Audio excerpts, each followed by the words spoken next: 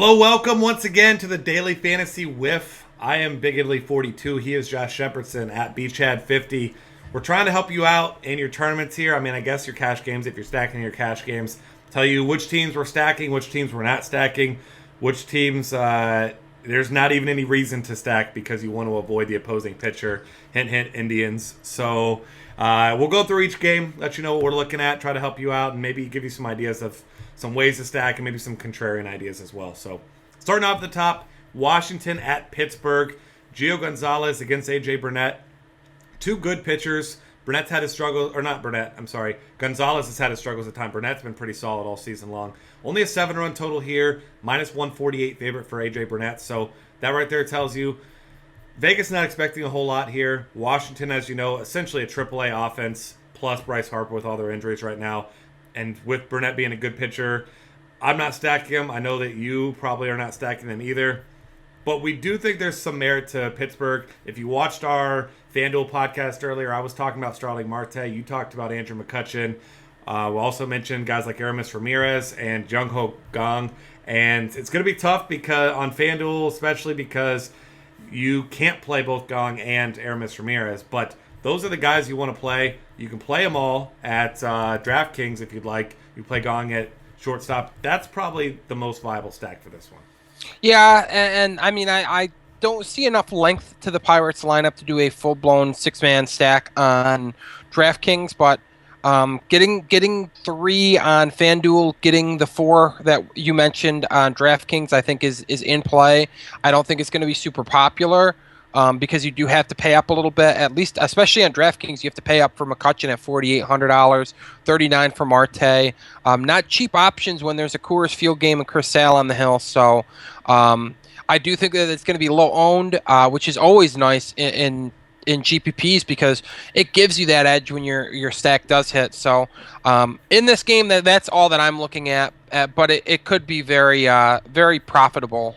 Yeah, absolutely. And speaking of profitable, but on the other side, you want pieces of these pitchers here. Chicago White Sox at the Cleveland Indians. Just so happens to be 2 of the better pitchers in the game.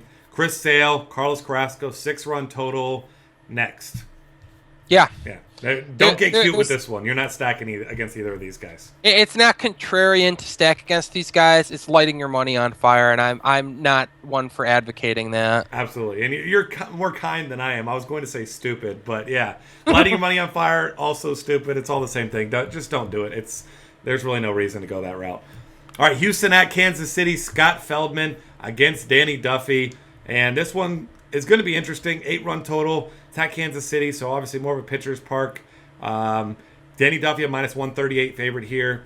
We talked on the other podcast about the Houston Astros. You got some guys that have been hitting really well that won't be in my lineups tonight, like Preston Tucker, lefty-lefty matchup. No thanks. Absolutely killing righties right now, but not doing much against lefties. So there are some viable options here, though. Jose Altuve, kills lefties. Carlos Correa. We mentioned Jacob Marisnick as well. Should be batting ninth. That's my favorite little mini stack of this one. You go 9-1-2, wrap it around. Maybe you throw Evan Gattis in there as well, especially where on FanDuel where you can play him at catcher. He's first base on DraftKings, but definitely a lot of power. And you always want to get yourself a piece of the Astros when you can against a subpar pitcher. Yeah, and I'll add Chris Carter to that mix as well, a guy that has big power depending on how that lineup shakes out. Obviously, you can't do that on DraftKings where he and Gattis are both first base eligible, but on FanDuel you can go 4 hitters, and it can be Altuve, Correa, Gattis, and Carter, or you can do the wraparound and grab Marisnick. But I think anytime you can get a stack where you've got power potential like the Astros presents, it's nice. They're definitely a play for me. And the other side of the game is as well. The Royals, very good against right-handed pitching. You run into the same dilemma as you do with Gattis and Carter at DraftKings at both sites with Morales and Hosmer being only first base eligible. But pick one of them, grab some other names around them. Grab Escobar as your leadoff hitter. You have Mike Moustakas hitting second and filling third base. You got power-speed combination outfielder Lorenzo Cain just hitting in the 3 hole. So a lot of power, a lot of speed. And then a guy that I know we both like on FanDuel as a punt is Salvador Perez. So let's see where he's hitting tonight. Maybe stack in a way that incorporates him as well. Just to get that $2,300 catcher at a position that's really barren tonight. But I like both sides of both stacks in this game. If I'm picking one side, I do like the Astros a little bit better because they do have that big power potential. But I certainly like both sides of this game. Yeah, I'm with you on that as well. Next game, the Dodgers at the Mets. Zach Lee against Matt Harvey. And Vegas right here telling us that they don't have a whole lot of faith in Matt Harvey against the Dodgers either, because only a minus 125 favorite against the young Zach Lee. 7-run total here, though. Not expecting a lot of runs, but also that could be due to the fact that this is an anemic Mets offense, so that's an obvious avoid there. Generally, you want to avoid targeting pitchers like Matt Harvey with your stacks as well, but I'm actually kind of intrigued by a stack tonight with the Dodgers. You mentioned it on the earlier podcast. Matt Harvey has 13 walks in his last 3 starts over just 19 innings. He just hasn't looked himself. One of those games ended up being a fine outing against Arizona, but I mean, if we're talking FanDuel points, 6, 18, 6, 9, 10.66, 17, 1. I mean, he's been very inconsistent, and there's some big hitters on this team. I mean, Adrian Gonzalez hits righties very well. Oh, obviously, this entire team does because they're the best in the league against righties. But Justin Turner has those reverse splits, hits righties really well. Yasiel Puig. I don't know if I'll throw Jock Peterson in there because it's still a tough pitcher. But, I mean, I think they're an interesting stack, and they're going to be very low owned tonight. Yeah, and another guy that I like in that is Yasmani Grandal. I mean, the guy's been raking against right-handed pitching this year. But as you said, I mean, people like the Dark Knight. He's a very likable pitcher. They remember his big games. So I think it definitely depresses ownership a little bit. But I like it as something of a contrarian stack tonight because, I mean, you're still going to see people trotting out Harvey. Not at the rate that I think we're used to seeing Harvey rostered, but I do think it's going to hurt the ownership of some of these Dodgers bats. And as you mentioned, they're explosive. They're the best offense in baseball against right-handed pitching this year, so I do like them. And I think it's pretty safe to say that we don't have to tell you this, but we're going to anyways. You're not stacking the Mets. I don't care that they're facing a rookie pitcher making his first start. There's nothing to see here, nothing good to see here anyway. Shield your eyes. Do not roster Mets tonight. Yeah, shield your eyes and then look over here to the next game. Yankees at the Twins, 8.5-run total, one of the higher on the night. 2 lefties, Sabathia and Malone here. We all know the drill by now with the Minnesota Twins against lefties, especially on FanDuel where they're actually really cheap.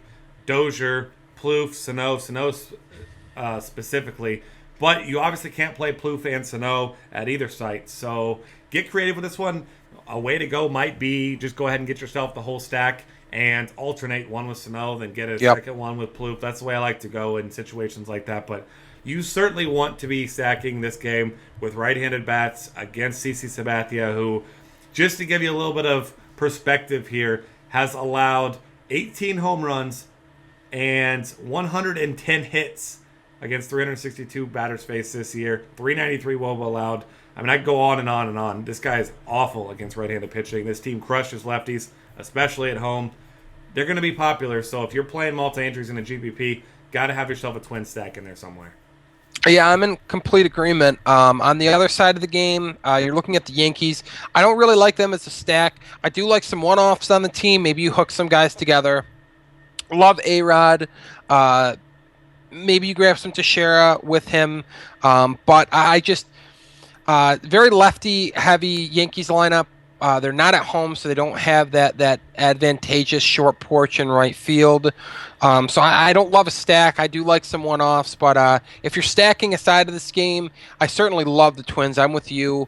The price points are great on FanDuel for some of these guys. They're actually affordable to the point where you could conceivably run Sale with a Minnesota Twins stack and flush out a decent lineup. So I do think that is one way to go in tournaments. Yeah, I'm absolutely with you there. And then moving on to the next game, Atlanta at St. Louis. Shelby Miller returning back to his old stomping grounds. I believe it's his first start in St. Louis since he left, but don't quote me on that. Carlos Martinez on the other side. And this one, there's just not a whole lot to see here. It's another one of those ones where both pitchers are above average pitchers. You got a low total, 6.5 runs. Carlos Martinez, a sizable favorite. No thanks for me. I'm not getting creative in stacking either of these teams tonight. No, the best I'll give you is maybe you hook Colton Wong and Matt Carpenter together, the 1-2 hitters for the Cardinals, because Miller is more giving to left-handed batters than right-handed batters, but then you run into the heart of the lineup being right-handed for the Cardinals, and I'm not a big fan of grabbing Johnny Peralta or Matt Holliday at their costs against Miller, who is tough as nails on right-handed batters. So at best, you're looking at maybe hooking the two table setters for the Cardinals, but no full-blown stacks, no mini stacks even, just hooking a couple guys. Yep, that's about it for me as well. Next up, now we're on to the good stuff. Cincinnati at Colorado, 10.5 run total. Johnny Cueto, a small favorite, about minus 120 right now. Vegas awarded him and his skills with a nice little half run decrease from the total last night that was at 11. So that's about all you get. That tells you you're still going to want to target batters from both sides. Obviously, most of the better hitters on the Colorado side are left-handed, and Johnny Cueto has been good against left-handed batters, but who knows what's going on. Trade rumors circling.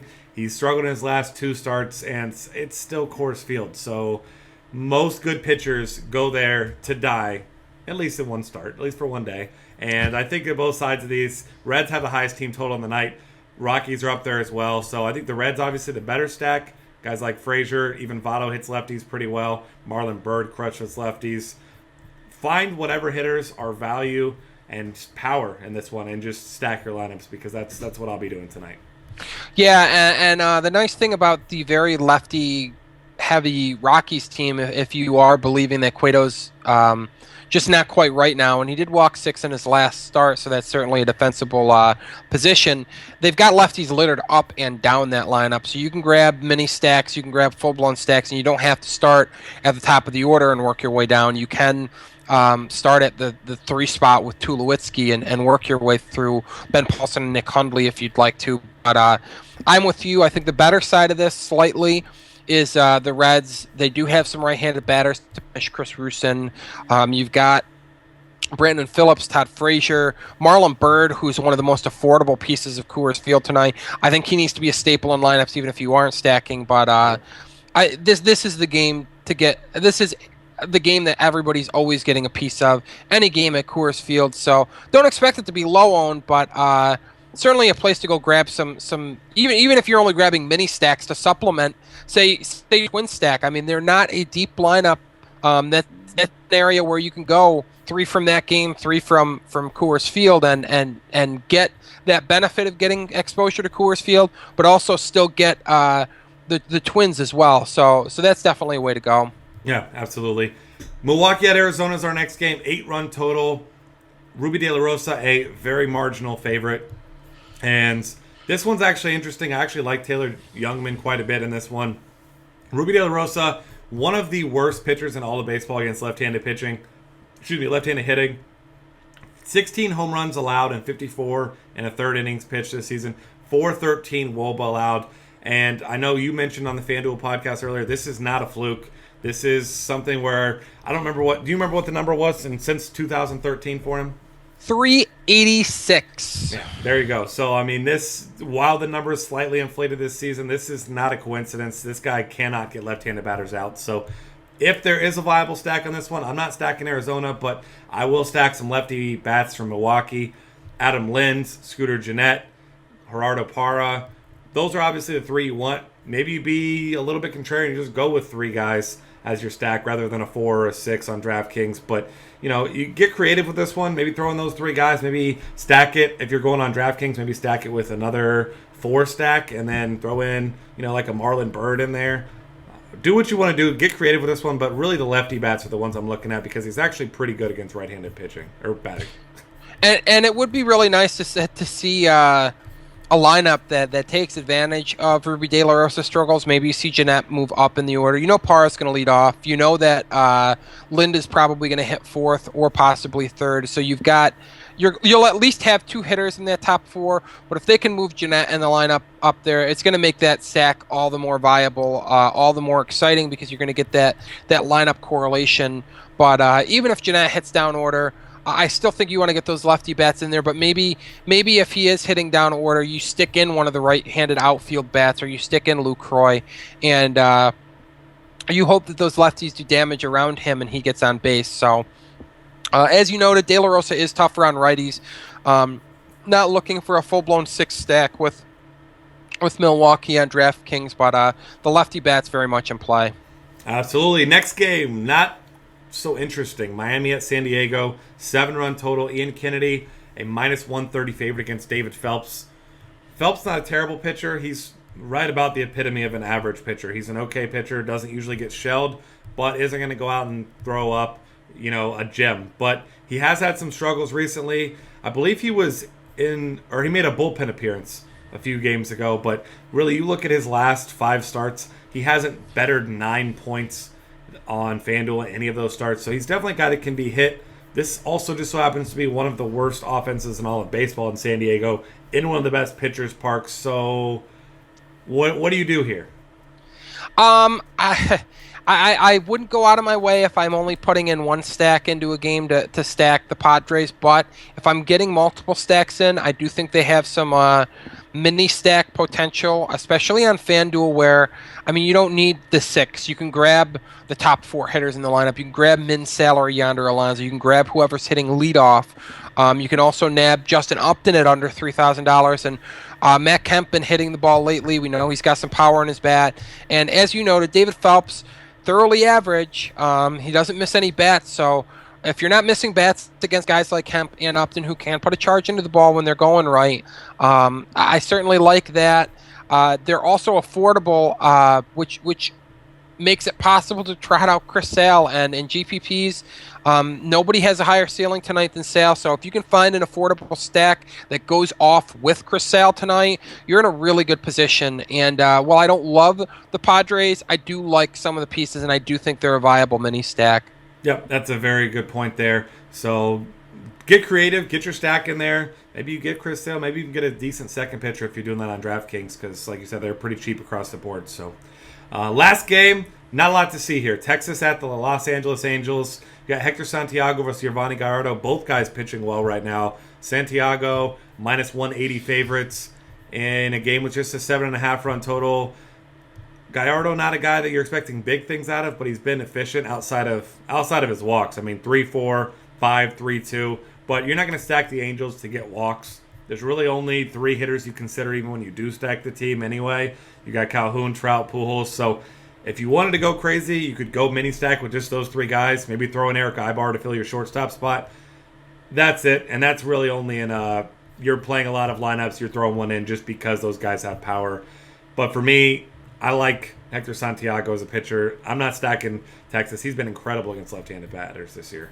Yeah, and the best bats in that Rangers lineup are left-handed. Your Prince Fielders, your Rougned Odors, your Shin-Soo Choos. They've got a number of left-handed bats that Santiago should tie up. So I'm with you. I'm certainly not stacking the Rangers. I do think that if you are sticking in multiple entries, that mini stack of Calhoun through Pujols is viable because it's going to be expensive.